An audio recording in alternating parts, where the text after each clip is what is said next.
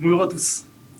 Est-ce que vous avez déjà entendu parler de blockchain, de NFT, de métaverse ou de crypto-monnaie? Oui.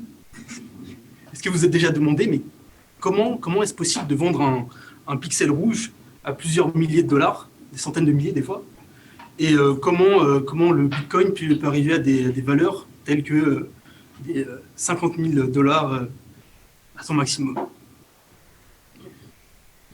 Souvent, quand je vois ce genre de choses, je me dis, mais c'est vraiment ridicule. Qu'est-ce qu'il y a derrière?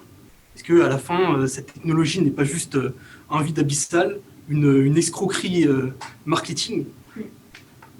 Et j'aimerais vous montrer cette technologie à travers un prisme qu'on n'a pas souvent l'habitude de prendre, qui est le prisme de la décentralisation, et plus en particulier de la gouvernance. J'ai découvert Bitcoin en 2017 en regardant un reportage sur Netflix, et je suis tombé amoureux de l'idée fondamentale, presque anarchiste, qu'il y avait derrière le Bitcoin. En fait, le créateur de Bitcoin, Satoshi Nakamoto, fait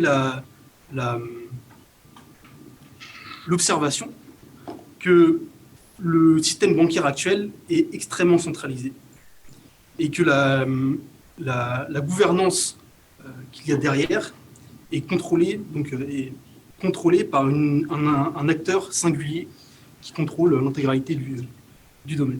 Je vais essayer de vous expliquer, selon moi, quel est le fondement derrière Bitcoin. Bitcoin, c'est une technologie très complexe qui permet de décentraliser de la donnée. C'est-à-dire que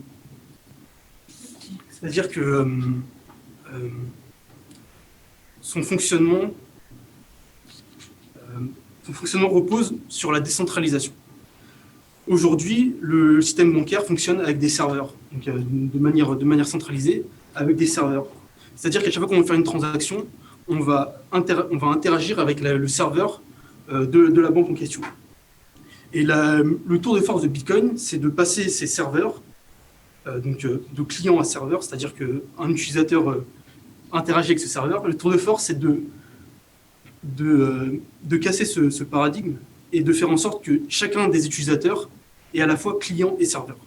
Ça veut dire que la donnée qui est stockée avant par les banques, maintenant est stockée à la fois par l'utilisateur et est stockée par l'utilisateur à la fois en tant que client et serveur. J'essaie de clarifier le propos. En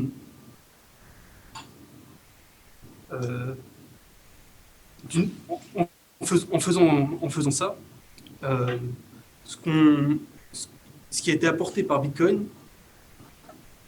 c'est en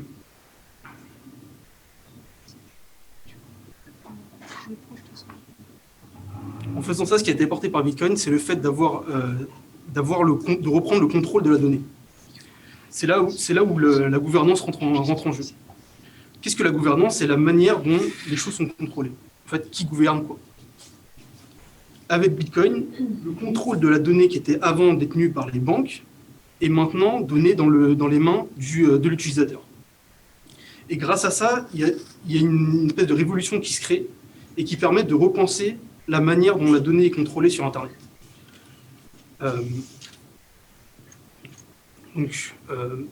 Contrôlée sur Internet.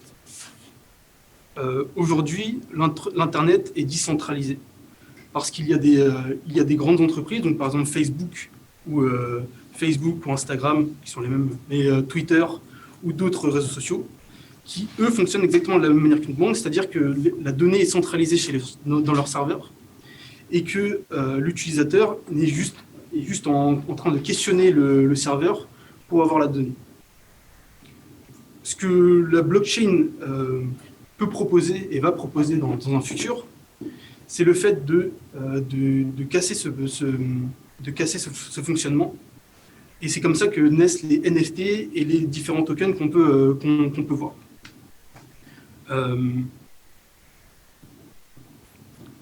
Donc cette technologie, comme je l'ai dit, permet de décentraliser. Et en fait, ce qui va se passer, c'est que à travers cette technologie,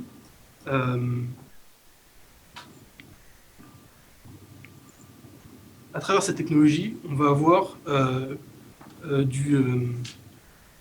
on va pouvoir récupérer le pouvoir en tant qu'utilisateur. C'est-à-dire qu'avant, on n'avait pas de pouvoir sur comment fonctionnait la donnée. À partir de maintenant, vu que chacun des utilisateurs possède la donnée dans son propre poste d'ordinateur, on va avoir une nouvelle gouvernance qui apparaît. Si vous deviez retenir quelque chose de tout ce que j'ai dit,